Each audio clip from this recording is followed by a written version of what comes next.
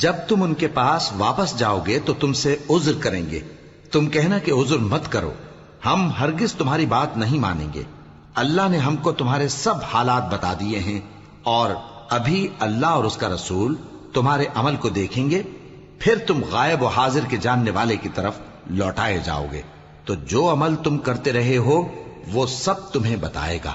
جب تم ان کے پاس لوٹ کر جاؤ گے تو تمہارے روبرو اللہ کی قسمیں کھائیں گے تاکہ تم ان سے درگزر کرو، سو ان کی طرف توجہ نہ دینا، یہ ناپاک ہیں اور جو کام یہ کرتے رہے ہیں ان کے بدلے ان کا ٹھکانہ دوزخ ہے۔ یہ تمہارے آگے قسمیں کھائیں گے تاکہ تم ان سے خوش ہو جاؤ، لیکن اگر تم ان سے خوش ہو بھی جاؤ گے تو بھی اللہ نافرمان لوگوں سے خوش نہیں ہوتا۔ دیہاتی لوگ پکے کافر اور پکے منافق ہیں، اور ایسے ہیں کہ جو احکام شریعت اللہ نے اپنے رسول پر نازل فرمائے ہیں ان سے واقف ہی نہ ہو پائیں، اور اللہ جاننے والا ہے، حکمت والا ہے۔ اور بعض دیہاتی ایسے ہیں کہ جو کچھ خرچ کرتے ہیں اسے تاوان سمجھتے ہیں اور تمہارے حق میں مصیبتوں کے منتظر ہیں، انہی پر بری مصیبت واقع ہو، اور اللہ سننے والا ہے، جاننے والا ہے۔ اور بعض دیہاتی ایسے ہیں کہ اللہ پر اور روز آخر پر ایمان رکھتے ہیں، اور جو کچھ خرچ کرتے ہیں اس کو اللہ کے قرب اور پیغمبر کی دعاؤں کا ذریعہ سمجھتے ہیں۔ دیکھو یہ بات بلا شبہ ان کے لیے موجب قرب ہے، اللہ ان کو عنقریب اپنی رحمت میں داخل کرے گا، بے شک اللہ بخشنے والا ہے، مہربان ہے۔ جن لوگوں نے سبقت کی یعنی سب سے پہلے ایمان لائے، مہاجرین میں سے بھی اور انصار میں سے بھی، اور جنہوں نے نیکوکاری کے ساتھ ان کی پیروی کی، اللہ ان سے خوش ہے اور وہ اللہ سے خوش ہیں۔ اور اس نے ان کے لیے باغات تیار کیے ہیں جن کے نیچے نہریں بہہ رہی ہیں، وہ ہمیشہ ان میں رہیں گے، یہی بڑی کامیابی ہے۔ اور تمہارے گرد و نواح کے بعض دیہاتی بھی منافق ہیں اور بعض مدینے والے بھی نفاق پر اڑے ہوئے ہیں، تم انہیں نہیں جانتے، ہم جانتے ہیں۔ ہم ان کو دوہرا عذاب دیں گے، پھر وہ بڑے عذاب کی طرف لوٹائے جائیں گے۔ اور کچھ دوسرے لوگ ہیں کہ اپنے گناہوں کا صاف اقرار کرتے ہیں، انہوں نے اچھے اور برے اعمال کو ملا جلا دیا تھا، قریب ہے کہ اللہ ان پر مہربانی سے توجہ فرمائے، بے شک اللہ بخشنے والا ہے، مہربان ہے۔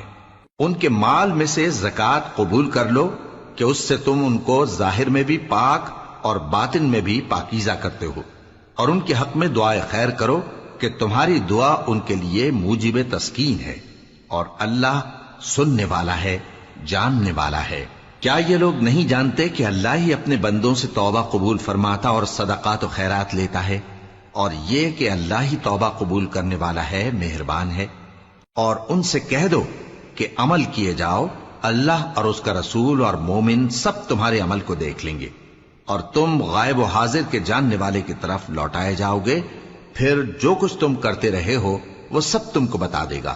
اور کچھ دوسرے لوگ ہیں جن کا کام اللہ کے حکم پر موقوف ہے، چاہے وہ ان کو عذاب دے اور چاہے معاف کر دے،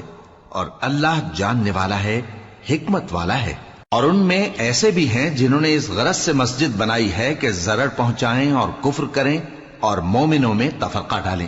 اور جو لوگ اللہ اور اس کے رسول سے اس سے پہلے جنگ کر چکے ہیں ان کے لیے گھات کی جگہ بنائیں، اور قسمیں کھائیں گے کہ ہمارا مقصود تو صرف بھلائی تھا، مگر اللہ گواہی دیتا ہے کہ یہ جھوٹے ہیں۔ تم اس مسجد میں کبھی جا کر کھڑے بھی نہ ہونا،